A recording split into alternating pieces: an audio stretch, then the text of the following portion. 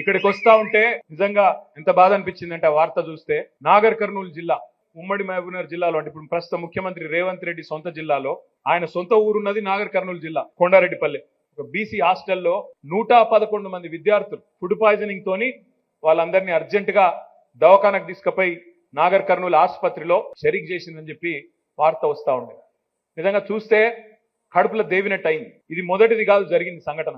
ఈ ప్రభుత్వం వచ్చినాక 20 నెలల్లో ఇప్పటికి దగ్గర 2-3 వేల మంది పిల్లలు అవస్థపడి ఆసుపత్రుల పాలైన గురుకులాల్లో బీసీ కావచ్చు, ఎస్సీ కావచ్చు, ఎస్టీ కావచ్చు, మైనారిటీ పిల్లలు కావచ్చు. ఎవరైతే ఇవాళ తమ పిల్లల భవిష్యత్తు బాగుండాలని చెప్పి తల్లిదండ్రులు కేసీఆర్ గారు పెట్టిన గురుకులాల్లో 1022 గురుకులాల్లో ప్రభుత్వమే తల్లి పాత్ర తండ్రి పాత్ర మొత్తం తీసుకొని సర్వం ప్రభుత్వమే చూసి మంచిగా చూసుకుంటుందని చెప్పి మరి వాళ్ళ పిల్లలను మనకప్పచెప్తే ఇవాళ ఈ ముఖ్యమంత్రి గారి నాయకత్వంలో ఆయన సొంత జిల్లా కాదు మొత్తం రాష్ట్రంలోని ప్రతి హాస్టల్లో ఇదే పరిస్థితులు ఉన్నాయి.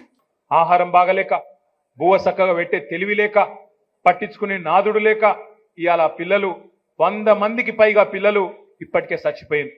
నేను రేవంత్ రెడ్డిని అడుగుతా ఉన్నా, ఈ పిల్లలకు నీ ప్రభుత్వం పెడుతున్న విషయం ఏదైతే ఉన్నదో మీ ఇంట్లోనో మా ఇంట్లోనో పెడితే, మన పిల్లలకు పెడితే నువ్వు ఊకుంటావా, ఇట్లే ఉంటావా అని నేను అడుగుతా ఉన్నా. సిగ్గుందా నీ ప్రభుత్వానికి నేను అడుగుతా ఉన్నా. పెద్ద పెద్ద మాటలు మాట్లాడుతున్నావు. తెలంగాణ రైజింగ్ అట, ఎన్ల రైజింగ్? పిల్లల మరణాల్లో రైజింగా, ఫుడ్ పాయిజనింగ్ లో రైజింగా, ఎన్ల రైజింగు? ఇంత అధ్వానమైన పరిస్థితిని ప్రభుత్వం దృష్టికి తీసుకొచ్చేందుకు మన విద్యార్థి విభాగం ఆధ్వర్యంలో గురుకుల బాట అనే కార్యక్రమం కూడా ప్రభుత్వానికి కనువిప్పు కలగాలని చెప్పి చేసినాం.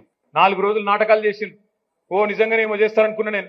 కలెక్టర్లను పోయి వండుకోమన్నారు, ఎమ్మెల్యేలు పోయి చూడాలన్నారు, మంత్రులు పోయి హాస్టల్ నిద్ర చేయాలి, అట్లయితేనే పరిస్థితి బాగుపడుతుంది అన్నారు. మరి ఇప్పటి వరకైతే ఏం కాలేదు. నేను ఉమ్మడి వరంగల్ జిల్లా నాయకత్వం అంతా కూడా వేదిక మీద ఉన్నది. నేను మిమ్మల్ని అందరినీ మనస్ఫూర్తిగా కోరుతా ఉన్నా, రాబోయే 4-5 రోజులు దయచేసి ఎట్లాగూ ప్రభుత్వం పట్టించుకోదు, మీరన్నా దయచేసి ఎక్కడ వాళ్ళక్కడ పూనుకోవాలి. మనందరం కూడా మన కార్యకర్తలతో సహా మన విద్యార్థి నాయకులతో సహా ప్రతి గురుకులాన్ని ఉమ్మడి వరంగల్ జిల్లాలో సందర్శిద్దాం, మనమే పోదాం. భూపాలపల్లిలో కూడా దయచేసి మనమే పోవాలి, ప్రతి హాస్టల్ పోవాలి. ఉమ్మడి వరంగల్ జిల్లాలో మనం బాధ్యతగా తీసుకుందాం. ప్రతి నియోజకవర్గంలోని ప్రతి ఎస్సీ, ఎస్టీ, బీసీ, మైనారిటీ హాస్టళ్లను మనమే తిరుగుదాం. మనమే అక్కడి పరిస్థితులు మళ్ళొక్కసారి ప్రభుత్వం దృష్టికి తీసుకొచ్చి ఈ దున్నపోతు నిద్రపోతున్న ప్రభుత్వాన్ని లేపే ప్రయత్నం చేద్దామని చెప్పి మిమ్మల్ని అందరినీ కోరుతా ఉన్నా. చేద్దామా వద్దా? లేకపోతే ఎవరి పిల్లలు మాకెందుకు అంటారా మీరు కూడా?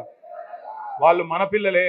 5-6 లక్షల మంది పిల్లలు, మన తెలంగాణ పిల్లలు చదువుకుంటే బంగారు తునకలై భారతానికి భవిష్యత్, తెలంగాణకు నిర్మాతలు వాళ్ళు.